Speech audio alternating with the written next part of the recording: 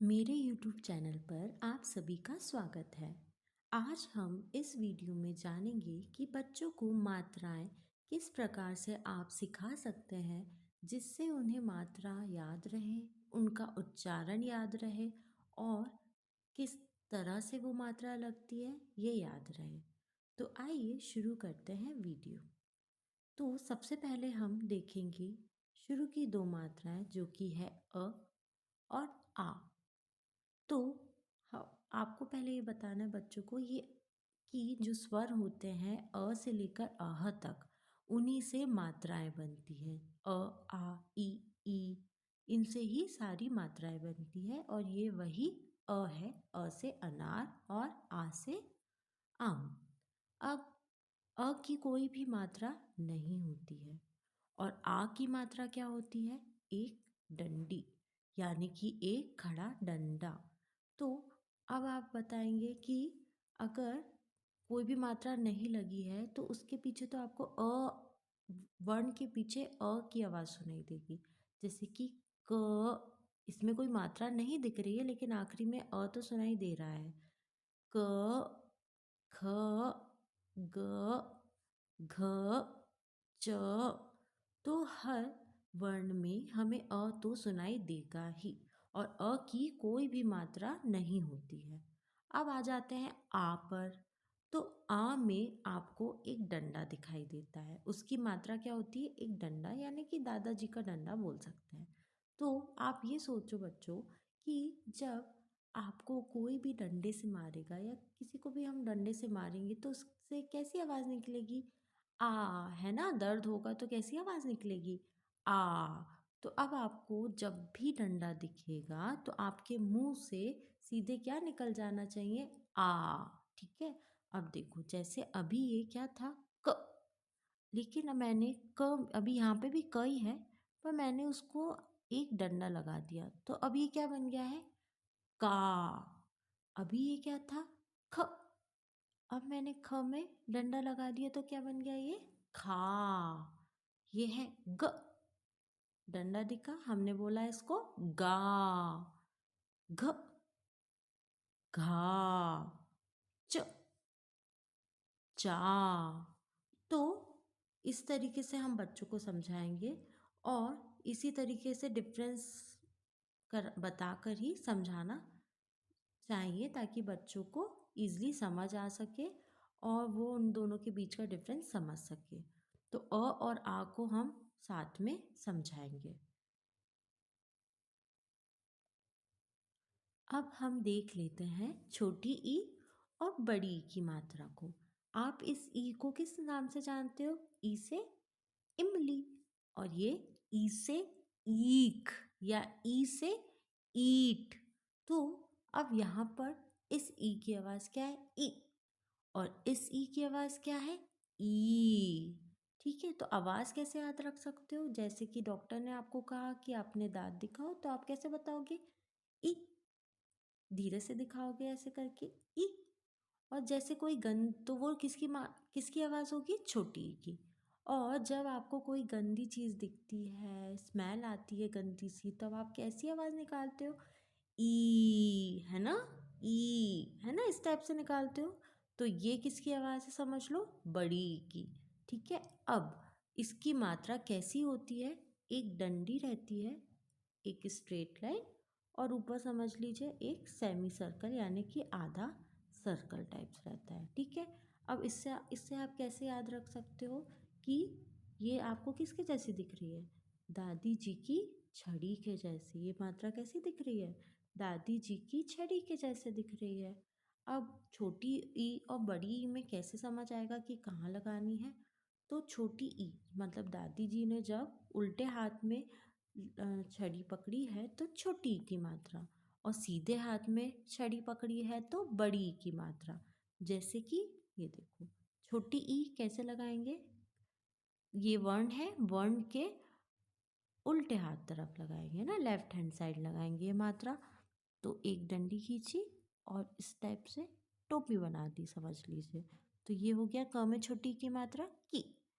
फिर ख में छोटी की मात्रा खी। ग में छोटी की मात्रा गी। घ में छोटी ई की मात्रा घी, च में छोटी ई की मात्रा ची। अब हम आते हैं बड़ी ई की मात्रा। अब दादी जी ने छड़ी कहाँ पकड़ ली है? सीधे हाथ की तरफ, ठीक है। तो एक डंडी और इस टाइप से टोपी टाइप्स बनानी है, ठीक है। तो क्या बोलते,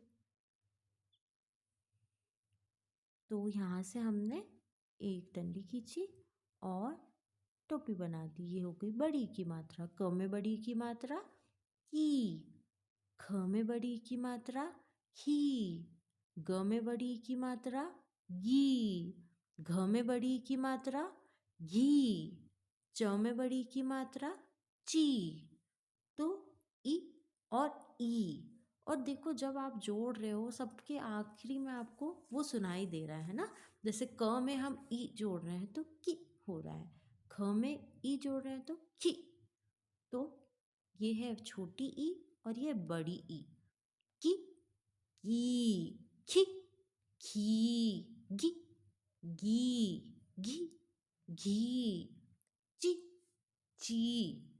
तो समझ आया आपको डिफरेंस छोटी ई और बड़ी ई में। तो अब है वर्ण उ।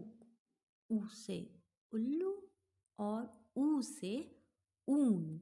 अब इनकी मात्राएं कैसी होती है? देखिए, आप ऊ वर्ण को ध्यान से देखिए, इस तरीके से बनता है ऊ वर्ण। तो इसमें नीचे देखिए, यहाँ से लेकर यहाँ तक, तो ये आपको दिख रहा है ना इस मात्रा के जैसा। तो ये ऊ में ही, छोटे ऊ में ही उसकी मात्रा छिपी हुई है, ठीक है। इस तरीके से ये, तो जब भी आपको ये मात्रा दिखे तो आपको याद रखना है ये इकाई की मात्रा है, छोटा ऊ की मात्रा है, ठीक है। अब ये कैसे लगेगी? क में छोटा ऊ की मात्रा कु, ख में छोटा ऊ की मात्रा खु, ग में छोटा ऊ की मात्रा घु, घ में छोटा ऊ की मात्रा घु, च में छोटा ऊ की मात्रा चु। अब बड़े ऊ की बात कर लेते हैं। बड़े ऊ में देखिए, ये है बड़ा ऊ से ऊन। तो आपको ये जो पूंछ दिख रही है इस तरीके से, इसी से क्या बनती है? बड़ा ऊ की मात्रा बनती है। यहाँ अगर हम एक छोटा सा गोला लगा दें और इससे ऐसे कर दें तो काय की मात्रा मिल जाएगी हमको? बड़े ऊ की मात्रा मिल जाएगी। बड़े ऊ की मात्रा कैसे बनानी है? एक गोला बनाना है और एक टेढ़ी सी डंडी, ठीक है। तो क में बड़ा ऊ की मात्रा कू, ख में बड़ा ऊ की मात्रा खू, ग में बड़ा ऊ की मात्रा गू, घ में बड़ा ऊ की मात्रा घू, च में बड़ा ऊ की मात्रा चू। यह मात्राएं थोड़ी अच्छे से नहीं बनी है, पर आप समझ गए। एक गोला बनाना है और एक टेढ़ी डंडी। तो ये है बड़ा ऊ की मात्रा। तो एक बार पढ़ लेते हैं। क में छोटा ऊ की मात्रा कु, क में बड़ा ऊ की मात्रा कू, खु, खू, गु, गू, घु, घू, चु, चू। और छोटा ऊ और बड़ा ऊ की मात्रा ही है ऐसी दो मात्राएं जो नीचे लगती हैं, जो कि वर्ण के नीचे लगती हैं। देखिए, ये वर्ण के नीचे लगी, क में छोटा ऊ की मात्रा कु और क में बड़ा ऊ की मात्रा कु। तो ये वर्ण के नीचे साइड लग रही। बाकी मात्रा या तो ऊपर लगती है या तो दाएं या बाएं लगती हैं। अब हमारे पास जो मात्राएं हैं वो है ए से एड़ी और ऐ से ऐनक। ये है ए से एड़ी और ये है ऐ से ऐनक। तो ए से एड़ी, इसकी मात्रा कैसी होती है? ऐसे करके गोला। और इस ऐ की कैसी रहती है? एक गोला और टेढ़ी डंडी, इस टाइप से, है ना। तो अब इसको याद रखने के लिए आप क्या करते हो? जैसे कि आपका झगड़ा होता है, बच्चों का झगड़ा होता है, तो कैसे बोलते हो आप ए? उंगली दिखा के बोलते हो ना, इस तरीके से उंगली दिखा के बोलते हो ए। ज़्यादा समझ आ रही है क्या? मार दूंगा, मार दूंगी, है ना, ऐसे करते हो। तो जब भी आपको इस तरीके से ऊपर इस तरीके से दिखे उंगली टाइप्स, टेढ़ी उंगली टाइप्स, तो आप क्या बोलोगे उसको? ए की मात्रा। और दो टेढ़ी लाइंस रहेंगी तो क्या बोलोगे उसको? ए की मात्रा। ठीक है, तो देखिए, क में ए की मात्रा के, ख में ए की मात्रा खे, ग में ए की मात्रा गे, घ में ए की मात्रा घे, च में ए की मात्रा चे। अब ये है ऐ से ऐनक, ऐ से ऐनक नहीं, ऐ से ऐनक। ठीक है, तो क में ए की मात्रा कै, ख में ए की मात्रा खे, ग में ए की मात्रा गे, घ में ए की मात्रा घै, च में ए की मात्रा चै। तो डिफरेंस समझ आया? ये है ए और ये है ए। के, कै, खे, खे, गे, गै, घे, घै, चे, चै। अब आती है ओ से ओखली और औ से औरत, औ से औरत। ठीक है, अब इनकी जो मात्राएं हैं वो तो इन्हीं में छुपी हुई है, जैसे कि ये आपको दिख रही है, और ये है औ की मात्रा। तो क्या है ओ की मात्रा? एक डंडी और ऊपर एक टेढ़ी डंडी, ऊपर एक टेढ़ी डंडी। और औ की मात्रा क्या है? एक सीधा डंडा और ऊपर दो टेढ़ी डंडियाँ। तो ओ और औ की जो मात्राएं हैं वो इन्हीं में छुपी हुई है, इन्हीं में हमें साफ साफ दिख रही हैं। तो अब इनकी आवाज़ याद रखने के लिए आप ये कर सकते हो, जैसे कि आप कुछ बात होती तो आप बोलते हो ना ओ अच्छा, तो ये ओ है ना। और जब कोई प्यारा सा बेबी आप देखते हो तो आप कैसे बोलते हैं? ओ सो क्यूट, है ना। तो ये ओ है, ओके, ये ओ है। या किसी को चिढ़ाते हो तो ओ ऐसे करते हो ना, तो ये ओ है और ये क्या है? ओ है। अब मात्रा लगाना देखते हैं। तो एक सीधी डंडी, क में ओ की मात्रा को, ख में ओ की मात्रा खो, ग में ओ की मात्रा गो, घ में ओ की मात्रा घो, च में ओ की मात्रा चो। अब औ की मात्रा देख लेते हैं। क में औ की मात्रा कौ, ख में औ की मात्रा खौ, ग में औ की मात्रा गौ, घ में औ की मात्रा घौ, च में औ की मात्रा चौ। तो ओ और औ समझ आया? को, कौ, खो, खौ, गो, गौ, घो, घौ, चो, चौ।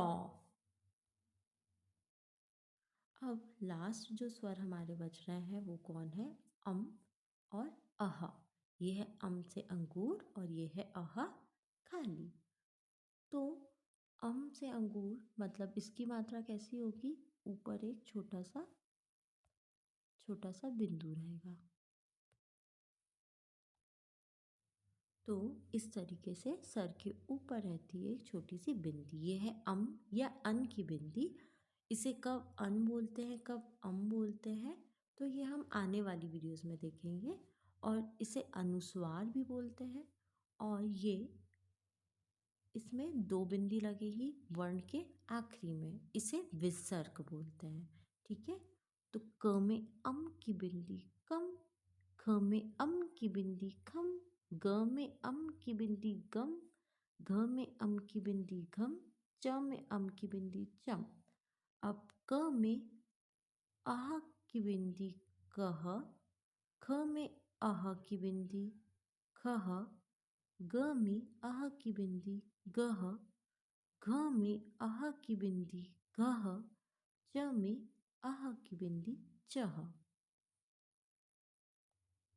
आई होप आपको मेरी वीडियो पसंद आई होगी। ऐसी ही और वीडियोस को देखने के लिए मेरे चैनल को सब्सक्राइब ज़रूर कीजिएगा। Thank you.